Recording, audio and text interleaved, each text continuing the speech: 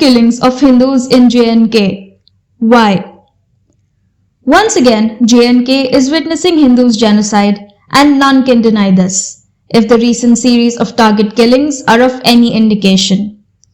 Ironically, most of them are Kashmiri Pandits again, who became sitting ducks to the NDA's effort to rehabilitate those who deserted the valley after the unsavory massacre 2 decades ago.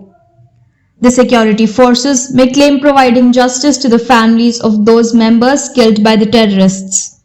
But is that sufficient enough to ensure safety and security of the Kashmiri Pandits who responded to the government's call and are willing to rehabilitate to serve in different capacities in the government?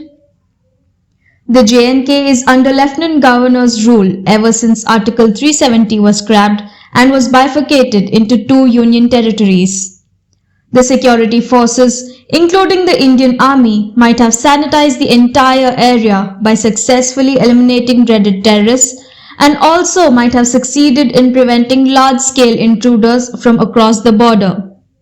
Yet, the Kashmir Pandits who chose to return to their beautiful state are not feeling safe due to the frequent attacks by the terrorists. For the first time, the Pandits came out on streets to demand the government to relocate them to neighboring states as they cannot afford to lose their own kith and kin. The demand puts the NDA government headed by the BJP on the mat. If it considers such a genuine demand of Kashmiri Pandits, the government is accepting defeat against the terrorists. It will certainly prove counterproductive of all the good work being done by the centre so far. That includes delimitation, which is said to balance the population distribution in all the new assembly and Lok Sabha constituencies, especially in the J&K, not giving advantage to any one community.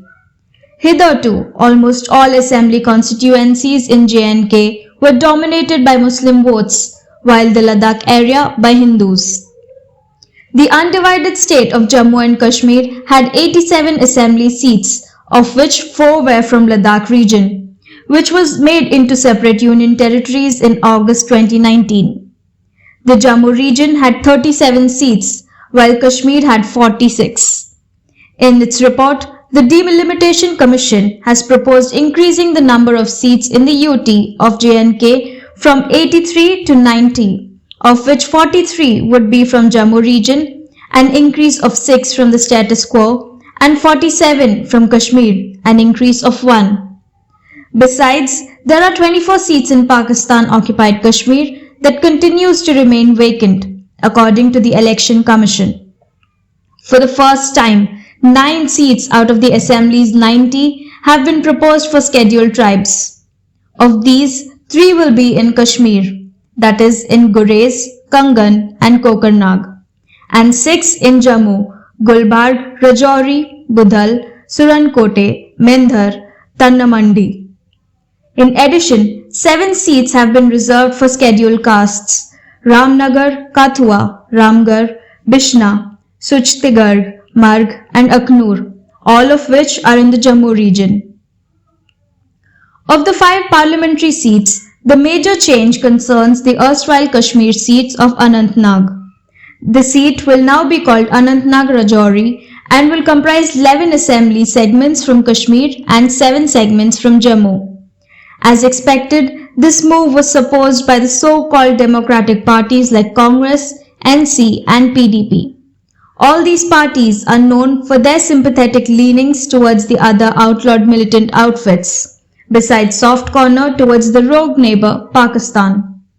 Interestingly, these parties also hold the centre responsible for the target killings of Kashmiri Pandits, as it could not ban the film Kashmiri Files, which exposed the Hindus' carnage and became a big hit at the box office. These parties have been opposing to scrapping Article 370 and 37A from the Constitution, but now they demand to begin election process in both the states. And many suspect that the target killings of Kashmiri Pandits appears to be a part of those who oppose to scrapping of Article 370 and 37A, which allowed special privileges to Muslim communities and denies any other communities even to own properties in the state. How can that be allowed, as the separatists are taking advantage of these draconian articles, which were included by the independent India's first Prime Minister Jawaharlal Nehru, much against the main author of the constitution draft, Dr. Babasaheb Ambedkar.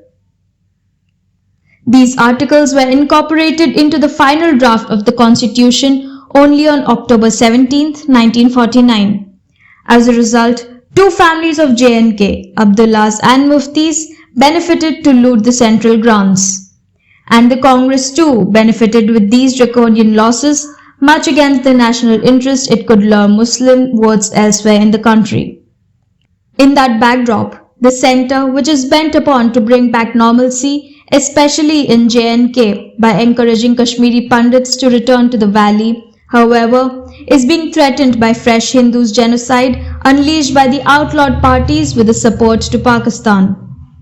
Many analysts feel that the target killings are revived only to scare either Kashmiri Pandits or to instill fear in outsiders to come and work in J&K.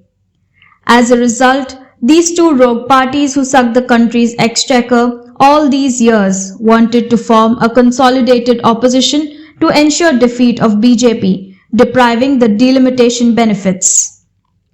What are the options left before the centre?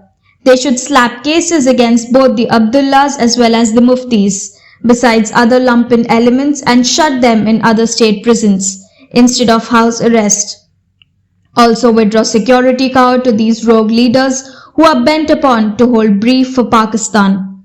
Create new colonies for those Kashmiri Pandits and outside Hindus working in J&K and provide shelter to them with foolproof security. Also at all workplaces where Kashmiri Pandits are employed. Even shoot at sight orders at all government offices within a kilometer's radius to create a kind of scare even to the dreaded terrorists to venture into. Only such strong measures from the centre shall ensure in their efforts to bring back normalcy in J&K. Also repose confidence among the Kashmiri Pandits to return to the valley in big numbers and make government's rehabilitation policy a success. This is MS Purti for Orange News 9 TV.